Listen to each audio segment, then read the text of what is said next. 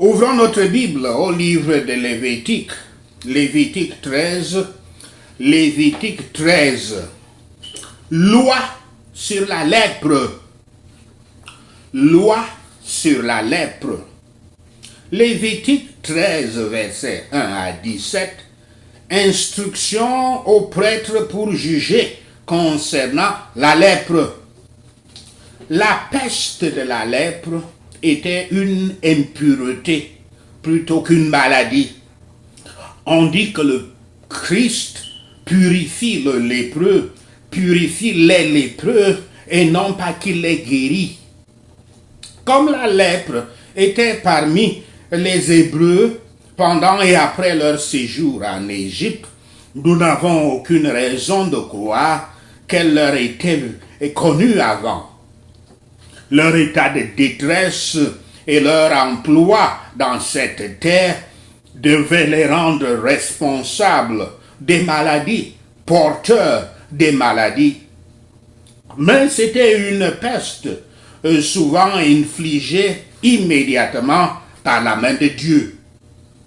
La lèpre de Myriam, celle de Géhazi, celle du roi et Ozias, étaient des punitions pour des péchés particuliers. Il n'est pas étonnant qu'on prit soin de la distinguer d'une maladie courante. Le jugement était renvoyé donc aux prêtres.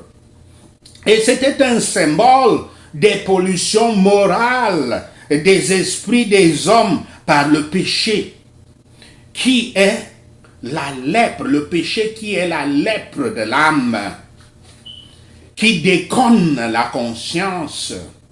Et donc Christ seul peut nettoyer.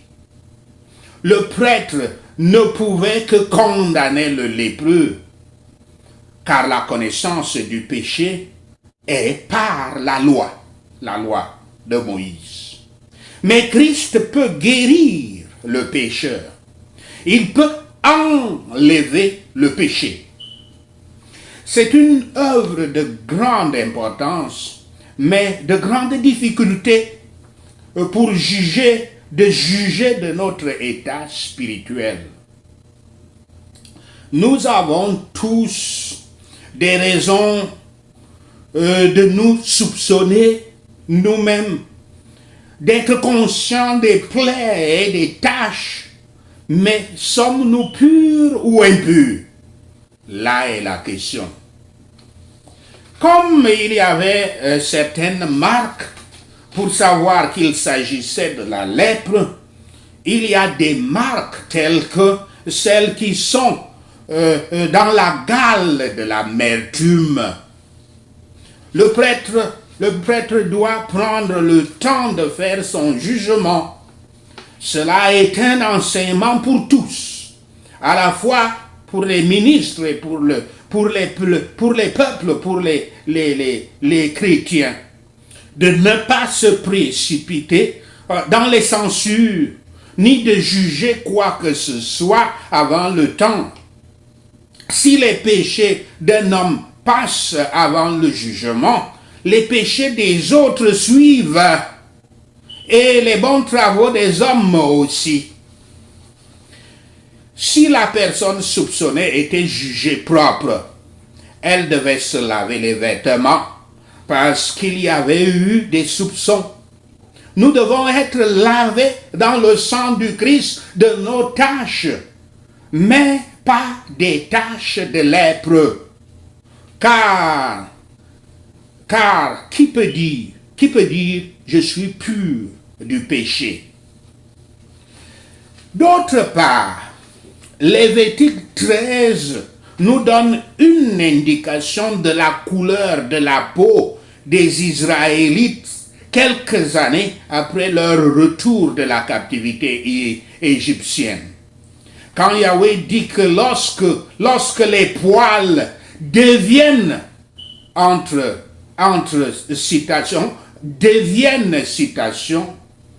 lorsque les poils deviennent blancs, ce qui signifie qu'ils sont naturellement noirs, c'est un signe de lèpre. Il semble clair que les Israélites bibliques étaient de pelure noire. Yahweh dit aussi que lorsque la blessure devient blanche, c'est un signe que la lèpre a guéri. Dans mon livre The Black Founders of Christianity, j'ai montré des images comparatives de la lèpre guérie sur la peau d'un homme blanc et sur la peau d'un homme noir. Sur la peau de l'homme noir, une plaie de lèpre cicatrisée fait un grand effet contrastant. Et tu vois, le contraste du noir et du blanc est très vif, qui montrerait clairement au prêtre ce que Dieu indique. Sur la peau d'un homme blanc, la plaie cicatrisée de la lèpre n'est pas clairement visible pour influencer l'indication, pour confirmer l'indication de Dieu dans cette écriture. Un prêtre aurait du mal sur une personne blanche de décider si la plaie de la lèpre est guérie ou non, selon l'indication de Yahweh dans cette écriture. La conclusion à tirer en est que les Israélites à qui Yahweh s'adressait étaient de couleur de peau noire. Lévitique 13, versets 18 à 44, autres indications. Il est dit au prêtre quel jugement adopter s'il y a apparence de lèpre dans de vieilles plaies. Et tel est le danger de ceux qui, après avoir échappé aux pollutions, aux pollutions du monde, s'ils sont à nouveau enchevêtrés, ou dans une brûlure par accident, verset 24, le brûlage des conflits et de la dispute entraîne souvent l'émergence et la rupture de cette corruption, ce qui prouve que les hommes sont impurs. La vie humaine est exposée à de nombreux griefs. Avec quelle troupe de maladies ne nous sommes-nous pas assaillis de tous côtés? Et vous y êtes tous entrés par le péché. Si la constitution est saine et que le corps est vivant et à l'aise, nous devons glorifier Dieu avec nos corps. Une attention particulière a été prise de la lèpre si elle est dans la tête.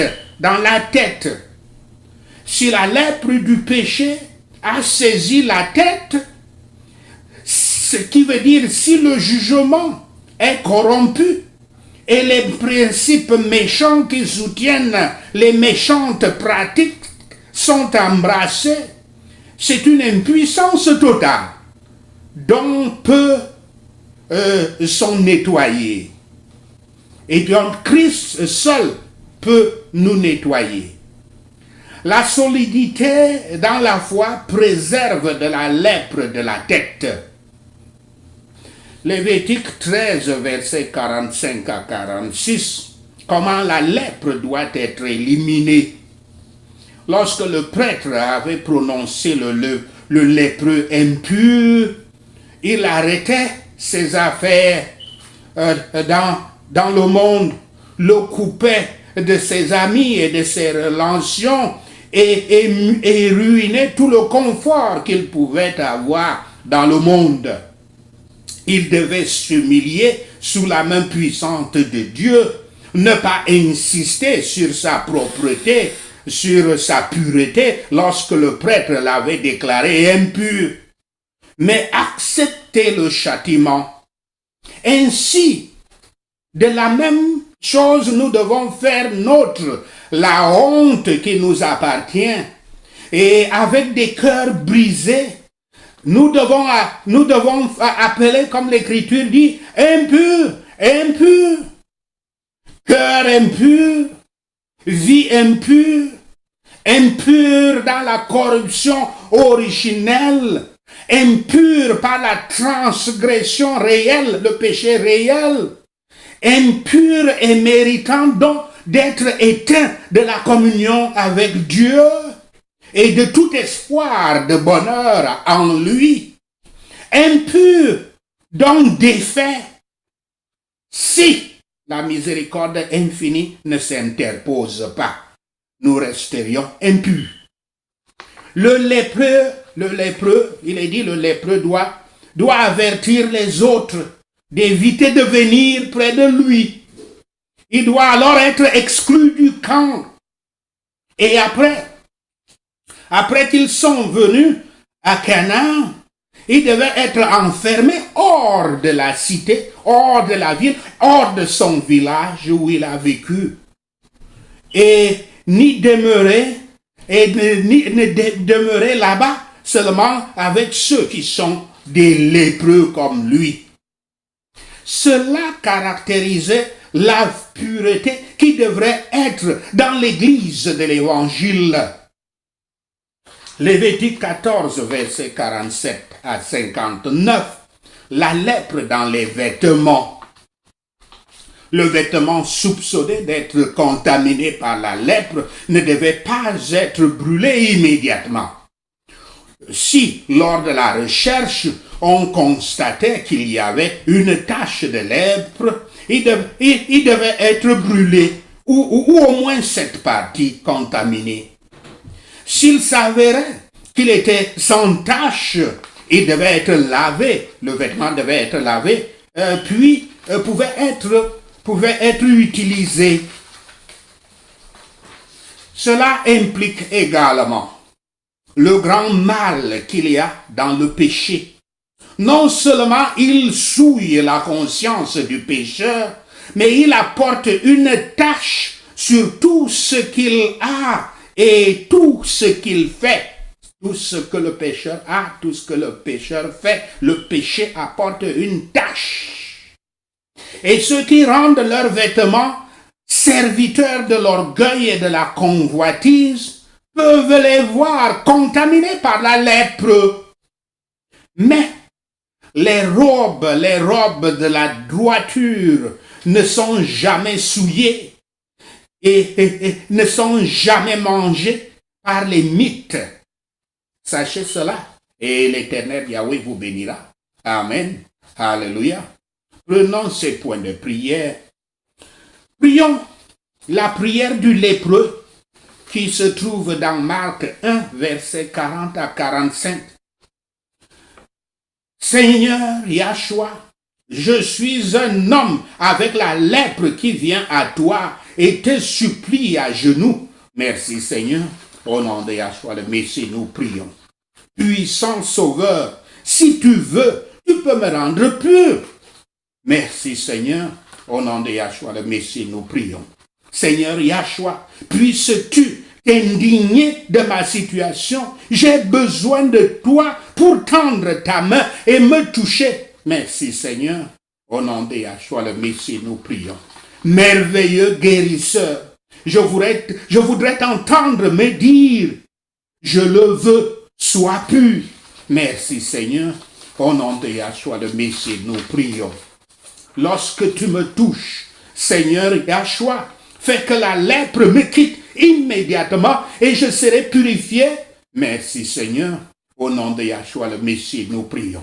Je ferai attention de ne rien dire à personne. Merci Seigneur. Au nom de Yahshua le Messie, nous prions. J'irai me montrer au prêtre et offrir les sacrifices commandés pour ma purification, comme témoignage devant l'Église. Merci Seigneur. Au nom de Yahshua le Messie, nous prions. Je ferai attention de ne pas sortir et de commencer à parler librement en diffusant les nouvelles de ma guérison dans le monde. Merci Seigneur. Au nom de Yahshua le Messie, nous prions. Seigneur Yahshua, Je suivrai tes commandements afin que tu continues à entrer dans ma ville librement et non pas de rester dehors dans les endroits isolés. Merci Seigneur.